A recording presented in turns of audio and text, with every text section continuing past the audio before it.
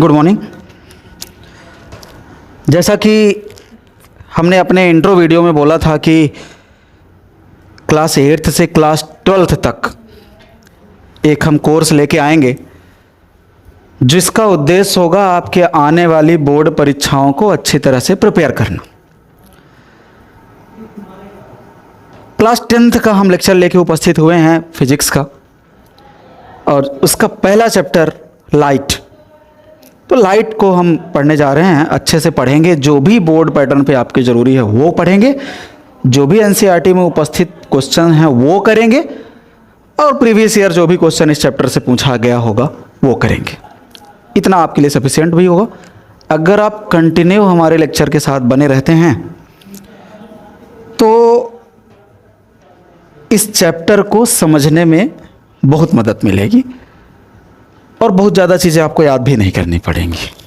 और अगर आपका लेक्चर मिस हुआ, यहाँ से पढ़ लेंगे, कुछ आगे से पढ़ लेंगे, तो आप सिर्फ रटने के लिए रह जाएंगे। चीज़ें बहुत रटने लायक हैं नहीं। अगर आप समझेंगे तो फिजिक्स आसान है। मैं बार बार कहता हूँ, फिजिक्स ऐसी सब्जेक्ट नहीं है जिसके लिए आप डरें। चलिए स्टार्ट करते हैं एक बढ़िया सा चैप्टर लाइट। हमेशा से मेरा ये प्रयास रहा है कि बिना मतलब के शब्द ना बोले जाएं और बिना मतलब की डिफिनीशंस आपको ना दी जाएं। उद्देश्य है समझना। सिंपली एक शब्द में ये कहते हुए कि एनर्जी का ही एक रूप है। आगे चैप्टर हम बढ़ाते हैं। तो लाइट एनर्जी का एक रूप है। तो सिंपल हम चैप्टर यहीं से स्टार्ट करते हैं। It is form of energy. कुछ और आगे हम जोड़ सकते हैं कि यह एनर्जी का एक ऐसा रूप है जो अपने को विजुअल सेंस प्रदान करता है। लाइट जो है वो अपने को विजुअल सेंस प्रदान करता है। एनर्जी का हर एनर्जी आपको विजुअल सेंस नहीं होती ना, सिर्फ लाइट आपको विजुअलाइज होती है। तो एनर्जी का एक ऐसा रूप जो आपको दिख रहा है, जो आपको विजुअलाइज हो रहा है, उसको लाइट कहते हैं। ठीक है। प्रकाश मीन्स लाइट की एक जो सबसे बड़ी विशेषता है वो ये है कि वह हमेशा स्ट्रेट लाइन में चलता है। हमेशा। एक अपवाद का केस मिलेगा जब हम क्लास 12th में आएंगे, डिफ्रैक्शन उसको बोलते हैं। उसकी हम चर्चा अभी नहीं कर रहे हैं। थोड़ा सा धारदार किनारे पे मुड़ जाएगा और उसको हम डिफ्रैक्शन बोलेंगे, वो अलग बात है। एक जनरल ट्रेंड में जो हम बात कहते हैं कि लाइट हमेशा स्ट्रेट लाइन में चलता है, ये रहा क्लास 10 से आने वाला पहला objective. Light always travels in straight line. Light हमेशा सरल रेखा में चलता है, हमेशा। इसका सीधा मतलब है कि ना, लाइट मुड़ नहीं सकता। जबकि साउंड के पास ये गुण है, साउंड मुड़ सकता है। जैसे जैसे मान लीजिए ना कि अपना ये रूम है, जो हमने चारों तरफ से बंद किया है तो अंधेरा है। अगर चारों तरफ से हम खिड़की दरवाज़ा बंद कर दिए हैं और खिड़की हमारी ट्रांसपेरेंट नहीं है तो अंधेरा है। लेकिन अगर बाहर कुछ डीजे वगैरह बज रहा है, साउंड वगैरह बज रहा है ना, आपके पास साउंड आ ही जाएगा। कहीं से वो थोड़ा सा भी जगह पाएगा ना, वो मुड़ उड़ के आ जाएगा आपके पास। तो साउंड के पास मुड़ने की प्रॉपर्टी है, जबकि लाइट के पास मुड़ने की प्रॉपर्टी नहीं है। लाइट हमेशा स्ट्रेट लाइन में चलता है। लाइट तरह तरह के गुण भी प्रदर्शित करता है। बहुत सारे गुण हैं, पर अपने क्लास 10th में 2 गुण हम पढ़ने जाएंगे, जो है रिफ्लेक्शन और रिफ्रैक्शन। जिनमें से हम पहला गुण चलिए पढ़ते हैं, रिफ्लेक्शन ऑफ लाइट। सब लोग तैयार हो जाइए, कॉपी पेन निकाल लीजिए और बढ़िया सी हेडिंग लगाइए, रिफ्लेक्शन।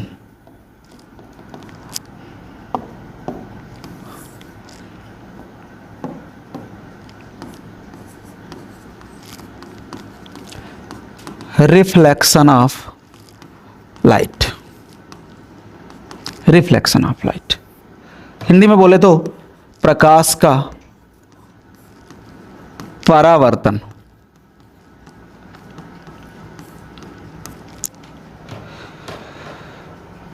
क्या होता है कि एक जनरल ट्रेंड में आपको ऐसे हम समझाते हैं कि लाइट आके अगर किसी सरफेस पे पड़ती है ना, तो 3 चीज होती है उसके साथ। सुनिए, नई बात सुना रहा हूँ। पढ़ तो आप 8th में भी पढ़े हैं रिफ्लेक्शन के बारे में। जैसे मान लेते हैं कि इतनी बड़ी एक सरफेस है, इतनी थिकनेस है उसकी, आप अर्थ ही मान लीजिए, मान लेते हैं कि अर्थ सरफेस है। अब अर्थ की गहराई तो हम ये सीमित नहीं कर पा रहे हैं कि अर्थ सरफेस है ये। चलिए मैं इसको दूसरे तरह से ड्रा करता हूँ। अपने पास ड्रा करने के ऑप्शंस हैं तो मैं ड्रा कर लेता हूँ। मान लेते हैं कि ये अर्थ है, यहाँ तक सेंटर है और ये खोखला नहीं है, ये पूरा सॉलिड है। लाइट आई, मान लेते हैं यहाँ अपने सूर्य देवता हैं, ऐसे यहाँ से लाइट आई, सीधी लाइन में लाइट चलती है और सीधी लाइन में आ गई।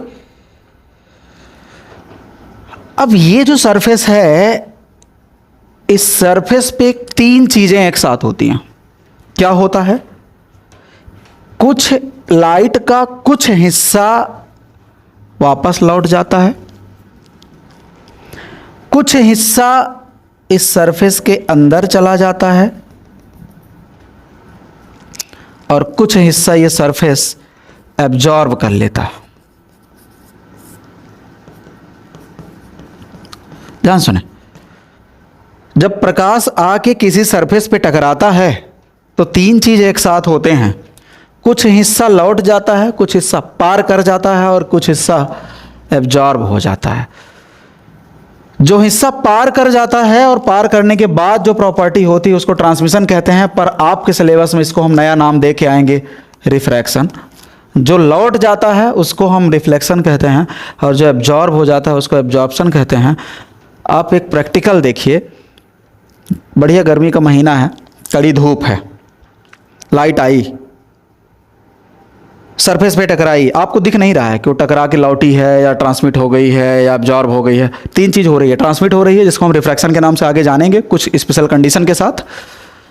रिफ्लेक्शन मतलब लौट जाना और एब्जॉर्प्शन मतलब वो एनर्जी कुछ हिस्सों में एब्जॉर्ब हो गई है। ठीक है, अब धीरे धीरे धीरे धीरे शाम हो गई। आप जस्ट उतनी टाइम की बात मैं कर रहा हूं जब सनसेट हो गया है, सूर्य डूब गया है, और सूर्य डूब गया है उस समय आप जमीन को थोड़ा सा खोदिए और 1 फीट तक आपको जमीन गर्म मिलेगी। ये जो 1 फीट तक जमीन गर्म है वो क्यों है? क्योंकि उसी एनर्जी का कुछ हिस्सा पार कर गया है।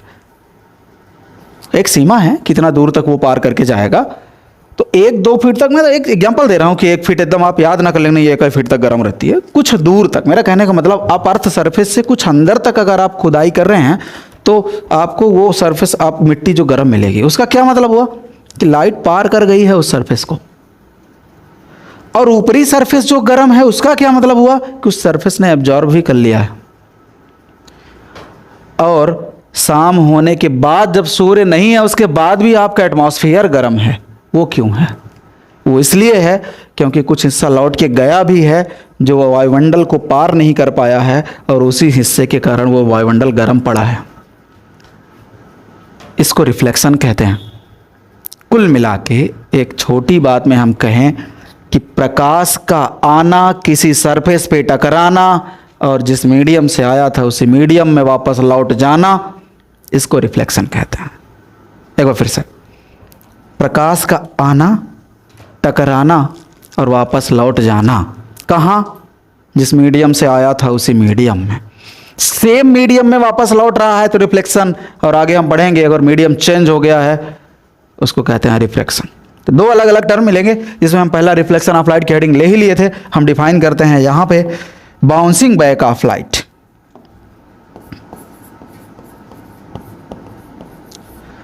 Bouncing back of light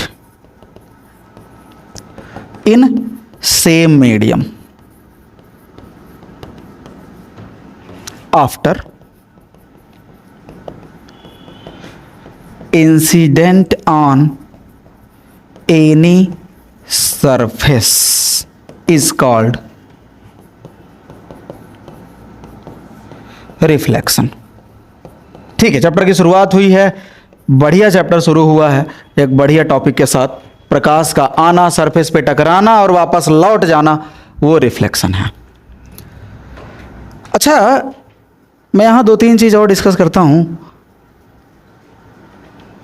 incident on any surface, इस ध्यान से इस पूरे शब्द को देखें, बहुत बड़ा शब्द है। मतलब किसी भी सरफेस पे क्या ये होगा? हाँ होगा, हर सरफेस पे होगा। कहीं थोड़ा होगा, कहीं ज़्यादा होगा, होगा जरूर। जैसे जब हम मिरर पढ़ते हैं, मिरर नाम की एक डिवाइस है जहाँ लाइट आती है और लगभग पूरा हिस्सा लौट जाता है, तो हम ये कह लेते हैं कि मिरर एक बहुत अच्छी डिवाइस है जो रिफ्लेक्शन दे देती। इसका ये मतलब नहीं हुआ कि सिर्फ मिरर से रिफ्लेक्शन होता है। रिफ्लेक्शन तो इंसान से भी हो जाता है। लाइट आके उस पर टकरा के लौटती है वापस, तभी तो दिखता है। हाँ, तो हर सरफेस में रिफ्लेक्शन है। हाँ, कहते हैं यानी रिफ्लेक्टिंग सरफेस। ये क्या है रिफ्लेक्टिंग सरफेस? हर सरफेस रिफ्लेक्टिंग है भाई, कहीं कम कहीं ज्यादा है, हर जगह। तो रिफ्लेक्शन का मतलब ये है कि किसी भी सरफेस पे टकराया और जिस मीडियम से आया था उसी मीडियम में वापस लौट गया। इस पूरी प्रोसेस को बोल दिया गया रिफ्लेक्शन। एक चित्र के माध्यम से हम आपको ये बताते हैं कि कैसे हम ये रिफ्लेक्शन लेके आते हैं। मान लेते हैं कि ये एक सरफेस है और हम ये कह देते हैं आपको समझाने के लिए कि ये ग्लास सरफेस है, और इस सरफेस को ना हमने पेंट कर दिया ऐसे।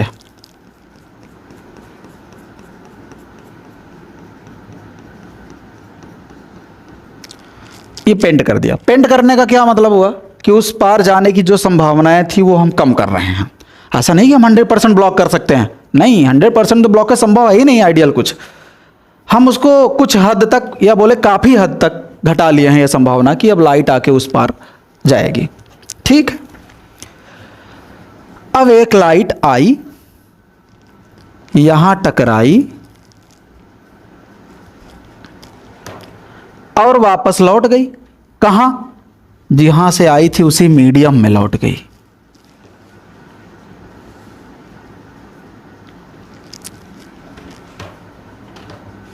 जो लाइट आ रही है उसका नाम होता है इंसिडेंट रे। एक्चुअली रे आ रही है, किसी एक रे को हमने खींचा है, बहुत सारी रे आती हैं, और जो रे लौटी उसका रिफ्लेक्टेड रे। ठीक है, और जिस सरफेस पे आके टकराई उसको रिफ्लेक्टिंग सरफेस। ये नाम है जो आपको याद होना चाहिए, कुछ इसमें रॉकेट साइंस नहीं है, एक जनरल सी बात है। जो लाइट आई उसको इंसिडेंट, जो लौट गई रिफ्लेक्टेड, और जिस सरफेस पे आई उसको रिफ्लेक्टिंग सरफेस। अच्छा, एक पॉइंट तो पता है, लाइट आई आई आई टकराई, अब जहां टकरा गई उस एक पॉइंट हो गया।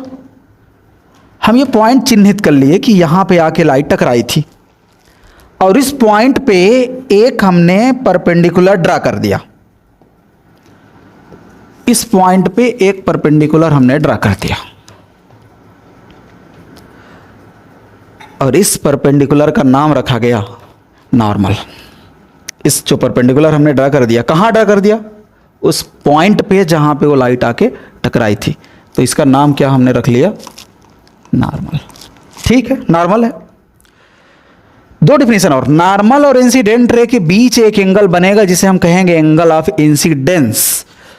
नॉर्मल और रिफ्लेक्टेड रे के बीच जो एंगल बनेगा उसको कहेंगे एंगल ऑफ रिफ्लेक्शन। तीन चीजें हो गई। जो लाइट आई उसका नाम इंसिडेंट रे, जो लाइट लौट गई कहां से? मीडियम में, एयर से आई एयर में लौट गई, उसका नाम क्या हुआ? Reflected ray. जिस सरफेस पे आई उस सरफेस का नाम क्या हुआ? Reflecting surface. और जिस पॉइंट पे आगे टकराई उस पॉइंट पे एक परपेंडिकुलर ड्रा किया गया, उसका नाम हुआ नॉर्मल। हम यहां दो बातें लिख देते हैं। जो आई लिखा है उसका नाम हम रख लिए हैं एंगल ऑफ इंसिडेंस, और जो आर है वो है एंगल ऑफ रिफ्लेक्शन। आई है एंगल ऑफ इंसिडेंस और आर है एंगल ऑफ रिफ्लेक्शन। अच्छा, आपको बहुत टेंशन की ज़रूरत नहीं है, हमारे ऐप पे पूरा पीडीएफ नोट्स उपलब्ध है इन चीज़ों का, और वो भी फ्री में एक्सेस आप कर सकते हैं, उसका कोई बहुत चार्ज भी नहीं है। तो ऐप पे जाके इस पूरे चैप्टर का आप पीडीएफ तो एटलीस्ट एक्सेस कर सकते हैं। तो अगर आपको लगता है कि हमारा मटेरियल सफिशिएंट है तो बेशक आप हमारा कोर्स ज्वाइन कर सकते हैं, जिसमें आप बहुत फ़ायदे में रहेंगे, मैं भी रहूँगा थोड़ा सा फ़ायदे में, है ना। ठीक है, 2 टर्म हमने डिसाइड किया है। The angle between incident ray and normal is called I, that means angle of incidence. The angle between normal and reflected ray is called R, that is angle of reflection. और इन्हीं definition के दम पे हम reflection के 2 नियम लिखते हैं। एक बढ़िया हेडिंग लगाते हैं, लॉज ऑफ रिफ्लेक्शन।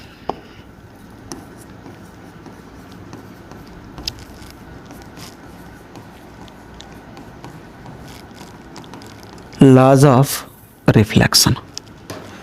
पहला नियम, 3 चीजें हमने पढ़ा, कौन सा? इंसिडेंट रे,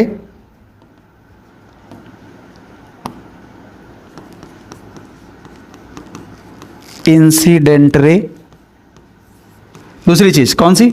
रिफ्लेक्टेड रे, और तीसरी चीज नॉर्मल। 3 रे, एक तो हमने जबरदस्ती ड्रा किया है नॉर्मल, बाकी 2 सही सही थी। अच्छा, हम सिर्फ ये लिख दें क्या? Incident ray, reflected ray and normal lies on same plane. क्या इतनी ही बात सही है? Incident ray, reflected ray and normal lies on same plane? नहीं, कुछ मिस हो रहा है। एक्चुअली नॉर्मल एक परपेंडिकुलर लाइन है जो हम कहीं भी ड्रा कर सकते हैं। तो अगर हम सिर्फ ये लिख रहे हैं कि नॉर्मल, तो मतलब अपने मन से हम कहीं भी ड्रा कर लिए। आप थोड़ा ये सीन देखिए, लाइट आई, चली गई, अपने पास इंसिडेंट रे है, रिफ्लेक्टेड रे है, अब हमारा मन, हम नॉर्मल यहाँ ड्रा करेंगे।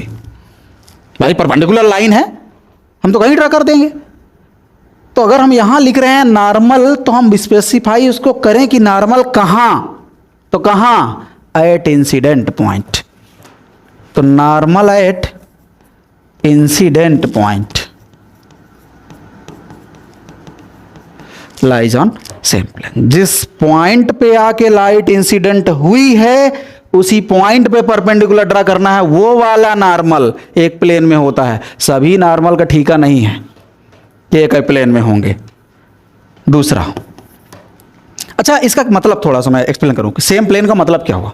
आप कह रहे हैं सेम प्लेन में लाई कर रहा है। सेम प्लेन का ये मतलब है कि अगर लाइट, आप बोर्ड को ध्यान से देखें, उधर से हमारे सामने से एक लाइट मान लीजिए आ रही है, एक लाइट आई, हवा से आई, बोर्ड पे टकराई, हवा में ही लौटेगी। और नॉर्मल भी ड्रा करेंगे तो हवा में ड्रा करेंगे, ऐसे नहीं करेंगे कि लाइट आई हवा में चली गई जमीन में, कभी नहीं होगा। और कहीं और हम नॉर्मल ऐसे सीधा खड़ा कर रहे हैं, नहीं। एक प्लेन का मतलब यही है कि अगर होगा तो तीनों हवा में, जमीन से सोच लेते हैं, जमीन से एक लाइट आई, जमीन में ही लौटेगी, और नॉर्मल भी हम ड्रा करेंगे जमीन में। यह है सेम प्लेन का मतलब। ठीक है भाई। दूसरा नियम क्या है? एंगल ऑफ इंसिडेंस, जिसे आप अभी कुछ देर पहले आई कहे हैं, is equal to angle of reflection, जिसे आप आर कहे हैं, अभी कुछ देर पहले आर कहे। मतलब हम ये लिख सकते हैं I is equal to R, हम लिख सकते हैं I is equal to R, इसको हम लिख सकते हैं। ठीक है भाई, I is equal to R लिख सकते हैं। कुछ लोग इसको ऐसे कहते हैं always equal to, angle of incidence is always equal to. यार ऑलवेज बहुत बड़ा शब्द है, बहुत सोच समझ के उसका प्रयोग करें। बिना ऑलवेज लिखे कुछ गड़बड़ तो नहीं हो जाएगा कि हम यहाँ ऑलवेज नहीं लिखे तो नियम गलत हो जाएगा। लेकिन ऑलवेज लिख दिए और कहीं एक आध केस ऐसा है जहाँ ये इक्वल नहीं है तो गड़बड़ है। तो angle of incidence is equal to angle of reflection बहुत सफिशियंट है। आगे हम रेगुलर और इरेगुलर रिफ्लेक्शन जब पढ़ेंगे तो वहाँ आपको बताएंगे कि ऑलवेज लिखने से हम क्यों बच रहे थे। फिलहाल इतना आप याद रखेंगे, angle of incidence is always equal to, always तो मैंने लिखा नहीं है, is equal to angle of reflection. ठीक है, अब चाहे तो एंगल लगा सकते हैं ऐसे, angle I equal to angle R लिख सकते हैं। ठीक है, तो हमने रिफ्लेक्शन और रिफ्लेक्शन के दो नियम पढ़े। रिफ्लेक्शन कितने प्रकार के होते हैं वो बहुत मुद्दा भी नहीं है, फिर भी हम थोड़ा सा डिस्कस करेंगे। दो प्रकार के रिफ्लेक्शन है, रेगुलर और इरेगुलर। अगर रिफ्लेक्शन एक प्लेन सरफेस से हो रहा है तो वो रेगुलर है, और अगर खुरदुरी सरफेस से हो रहा है, उबड़ खाबड़ सरफेस है, ऐसे कुछ रफ सरफेस है, तो उसको हम इरेगुलर रिफ्लेक्शन बोलते हैं। इरेगुलर रिफ्लेक्शन के केस में कुछ संभावनाएं हो सकती हैं जहां angle of incidence angle of reflection के बराबर ना हो, इसलिए हम यहां ऑलवेज लिखने से बचते हैं। ठीक है, आगे का चीज़ हम और अच्छे से पढ़ेंगे। मिरर एक बहुत अच्छा टॉपिक मिलेगा। ये एक छोटा वीडियो इसलिए भी था क्योंकि पहला वीडियो था, आप लोग समझें, पढ़ने की एक हैबिट डालें, जितना हम कह रहे हैं उसको याद करें, बार बार रिकॉल करें। फिजिक्स का एक बढ़िया इनिशिएशन हो चुका है। अगर आपको लग रहा है कि 10th आपकी बर्बाद हुई है तो बर्बाद हुई नहीं है, मैं हूँ, संभाल लेंगे। मिलते हैं अगले वीडियो में, तब तक के लिए thank you, all the best.